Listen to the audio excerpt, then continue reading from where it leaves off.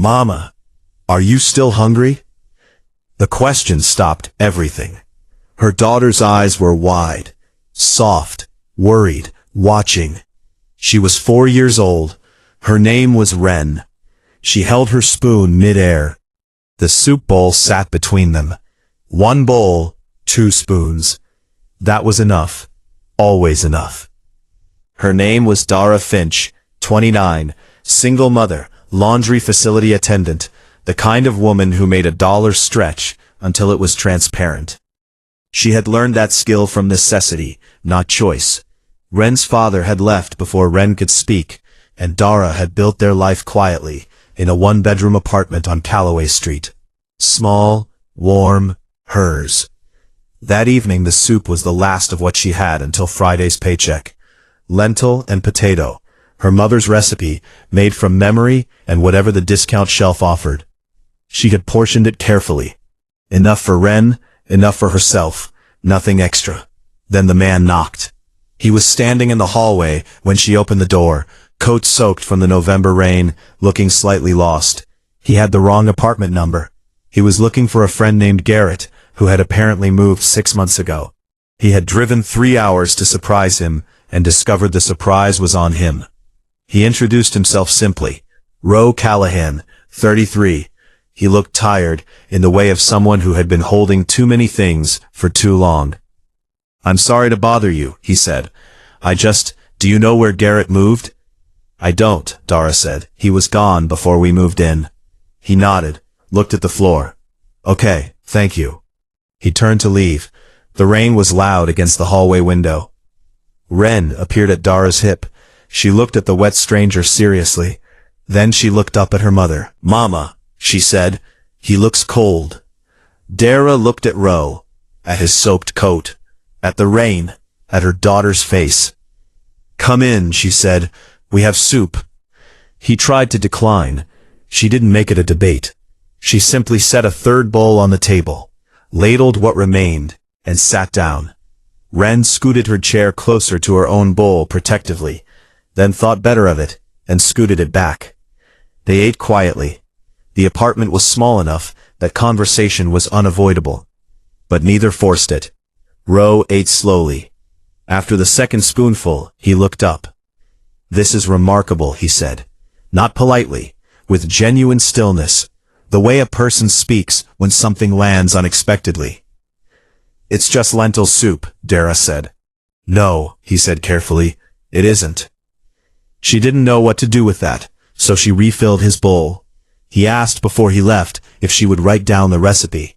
She almost laughed. Nobody had ever asked her that. She tore a page from Ren's drawing pad and wrote it in pencil, the way her mother had taught her, in the language of approximation. "A handful of this, until it smells right, as long as it needs."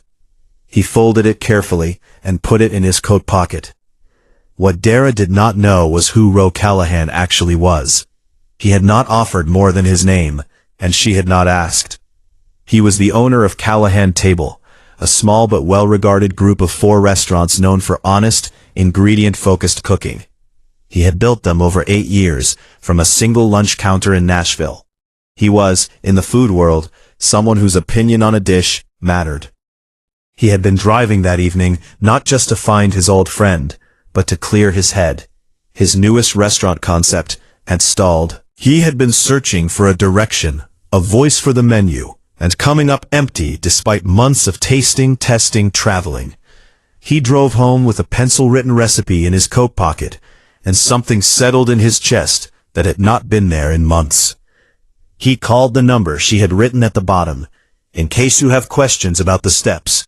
2 weeks later, Dara was at the laundry facility when her phone rang. She stepped outside into the cold, not recognizing the number. He told her then what he did. He told her that he had made her soup 4 times since that evening, that he had shown it to his head chef, that it had started a conversation about an entirely new menu direction, comfort food with real roots, real recipes, real stories behind them. He said he wanted to know if she would be willing to consult, to bring other recipes, to sit with his kitchen team and share what she knew. Dara stood very still on the sidewalk. "I'm not a chef," she said. I know, Rose said. That's exactly why I'm calling. She sat with it for a week. She talked to no one about it except Ren, who was 4 and therefore an excellent listener. She told Ren that a man wanted to use Grandma's recipes in his restaurants. Ren stirred her cereal thoughtfully. Did you say yes? Not yet, Dara said. Mama. Ren put her spoon down. Say yes. She called Ro on a Thursday morning. The first session was held in his Nashville test kitchen on a Saturday. Dara brought a handwritten index of 11 recipes. Her mother's, her grandmother's, a few she had developed herself in the small hours after Ren was asleep. She was nervous in the precise way of someone walking into a space where they don't yet know the rules. But Ro had arranged the morning carefully. No audience, no pressure. Just his chef Marcellus, a prep counter, and enough time. Marcellus asked questions with the focused curiosity of someone learning a language. By noon, there were 4 dishes on the counter, and the kitchen smelled like the apartment on Calloway Street. Rose stood at the counter and tasted each one without speaking. Then he looked at her. Where did you learn to cook like this? He asked. From watching someone who loved me, she said simply. He nodded slowly. That's what it tastes like. The collaboration grew carefully over the following months.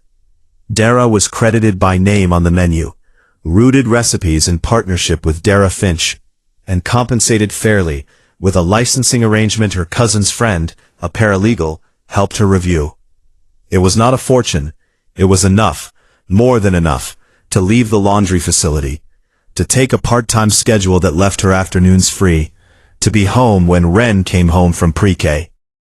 One evening, a year after that rainy November night, Dara sat at the same small table on Calloway Street.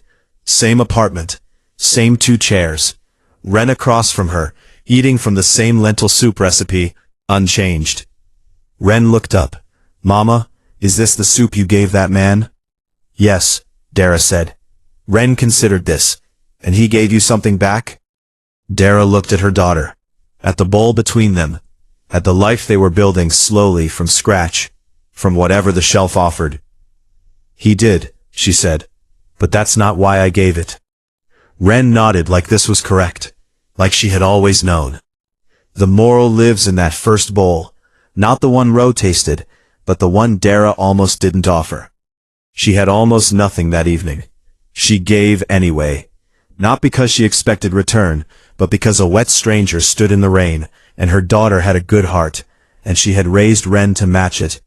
Kindness given from an empty hand is the truest kind there is, and it always, always feeds more than one person. If this story touched your heart, please like, share, subscribe, and comment.